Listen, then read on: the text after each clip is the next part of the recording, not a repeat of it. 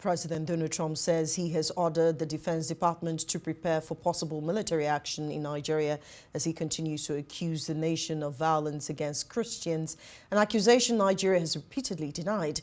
In a social media post criticizing what he called the mass slaughter of Christians in the country, Trump wrote the United States would immediately stop all aid and assistance to Nigeria and warned the government there to move fast.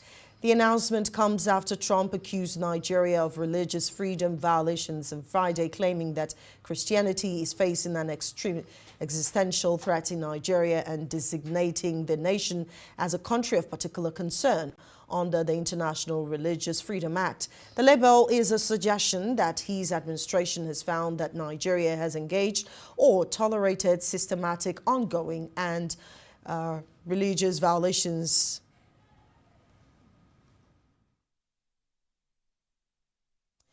Well, presidential spokesperson Daniel Bwala says President Bola Tinubu and the United States President Donald Trump are expected to meet in the coming days, either at Nigeria's State House or the White House.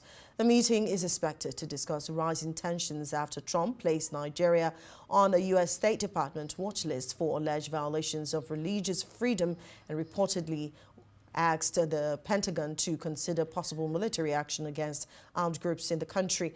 Nigeria has rejected the claim as a mischaracterization of its religious reality.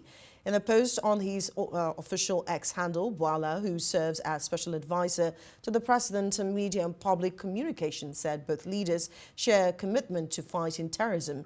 He noted that Trump had previously supported Nigeria by authorizing the sale of arms for counterinsurgency operations, while President Bola Tinubu has, in his words, adequately utilized those resources with massive results. Bola adds that any differences over whether terrorists in Nigeria target only Christians or people of all faiths would be discussed and resolved when both presidents meet.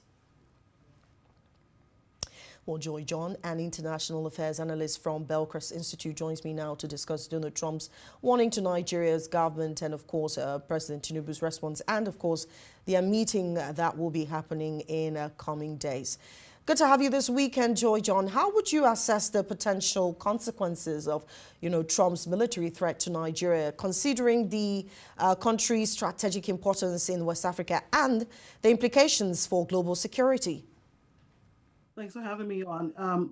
Military action in Nigeria will shake the entire region and, of course, risk repeating the mistakes we saw in Iraq, Libya, Iraq with the ouster of Saddam Hussein, Afghanistan, Syria, Libya, and, I could just mention a few. But I can't pin any of these interventions that was swift and sweet, as the U.S. president hinted in his tweet. The same script was used in Libya, and since that era of Gaddafi, Libya, that was such a promising nation, is yet to recover. And when you browse social media, some Nigerians seem to welcome that threat by the U.S. president.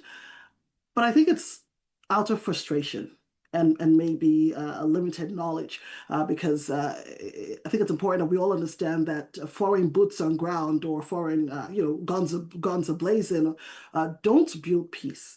What Nigeria truly needs is accountable leadership that protects all citizens and restores trust in government.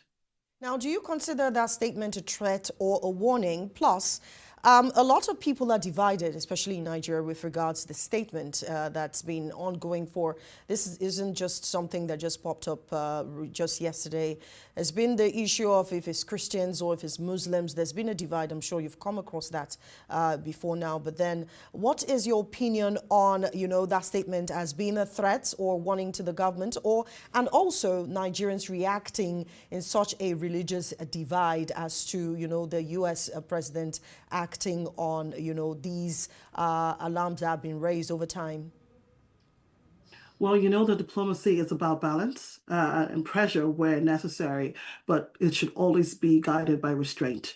Personally, I think it's more like a warning, a political warning, because our history shows that military force rarely brings stability. What Nigeria needs at this moment is engagement, not escalation. So I am also looking forward to the meeting with His Excellency President Bola Ahmed Tinubu with his U.S. counterpart. I've seen articles, of course, alleging that the U.S. is coming for Nigeria's natural resources.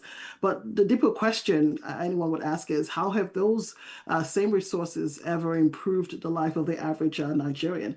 At the end of the day, the real situation here lies in leadership that delivers accountability and fairness, and the people want to see that there is fairness and there is justice to address the root cause. That's what builds lasting stability. So whether it's a warning, whether it's was a political statement he made or a threat, it all depends on how Nigeria takes it in and what they do on their end to halt further repercussions. Right, and we're looking forward to it not creating, religious divides, be it Christian or Muslims. But let me ask you, what diplomatic channels should be utilized to de-escalate tensions between the U.S. and Nigeria, and how can Nigeria address concerns over religious persecution? That's an excellent question because, Oluje, it goes to the heart of what diplomacy should be about. Honestly, I think I would say the absence of an ambassador in Washington, a Nigerian ambassador in Washington, is a serious setback for Nigeria at this time. Ambassadors speak for their countries in rooms where decisions are shaped, where you and I don't have access to. They serve as vital voices who can help calm tensions before they escalate. So the absence of an accredited ambassador to Washington representing Nigeria at this time is concerning. We see how the European Union sets a stronger pace on regional issues. So at this point, while we tilt to the African Union and ECOWAS, these institutions have to be assertive, like their counterparts in Europe do. I want to see African institutions match that level of influence and consistency. You don't just call yourself a union or a body and then you're like a cat barking like a dog. Excuse me, I wish I had a better way to say this, but I want to see the same assertiveness with the African Union, not just by name or title. You brought in, the African Union into this, but then let me draw your attention to how you evaluate the effectiveness of economic sanctions as a foreign policy tool in this scenario, considering the potential impact on Nigeria's economy and civilians. Well, when you hear sanctions, the word sanction sounds tough, but it rarely solves the core issues. In reality, I think broad sanctions will hurt the average Nigerian more than the political class, which should really be at the brunt of it all. It would also strain an already fragile economy, and the average Nigerian complains about hardship.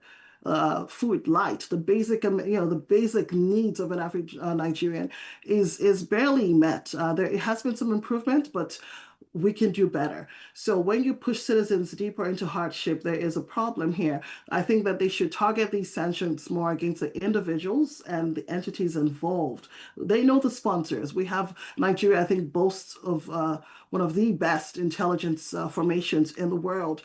If they intend to fish anyone out, they would do that, in a heartbeat. But even it's not enough. I think what Nigeria truly needs is some sort of internal reform and accountability. I keep mentioning accountability. This is about my third time mentioning that word. And I think it's important because that accountability should match the level of influence and consistency. When we say we're the giant of Africa, or Nigeria touts as the giant of Africa, how are you the giant of Africa? How accountable are you to your citizens? What is your leadership like? Time and time again, administration after administration, it's been the same story. So I think Nigeria needs to work, go back to the drawing board at home and dot all the I's and cross all the T's.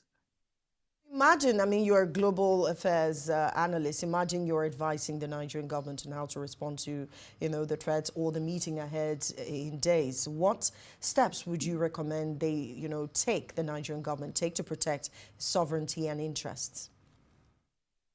I'll say start with empathy, and for the fourth time, I will say accountability. Leadership response sets the tone for the entire nation. The government must act and seem to be act. We saw the massacre in Benue. I'm sure the citizens or the affected communities would have loved to see the presence of the federal government in their community to empathize with them. In the absence of that, the citizens may feel ignored or abandoned. So I would love to see the Nigerian government do more on ground in the communities, showing empathy and, of course, taking accountability.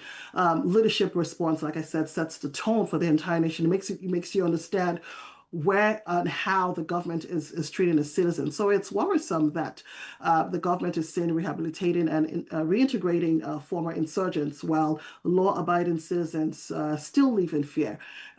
I also would love to see the military take decisive actions. Um, if you have to level everywhere, you do it. I don't know why we're handling insurgency with soft gloves, or it seems like we're handling insurgency in Nigeria with soft gloves. I think the Nigerian military has to be more decisive in their actions because before a nation brags with a word or brags about sovereignty, it must understand that protecting its citizens is the highest form of sovereignty. Of course, Nigeria is an independent nation, 65 years of independence, but true independence, Olije, is not proven by how vehemently you can reject external pressure or what you're doing to show the press statement to issue. True sovereignty and true independence is shown and proven by how a nation treats its own people. So let's start from home. Charity, they say, begins at home. Absolutely. Thank you so much for your time, Joy John. She joined from Washington, D.C. to discuss the top story, talking about President Bola Tinubu and, of course, the U.S. President Donald Trump meeting in coming days.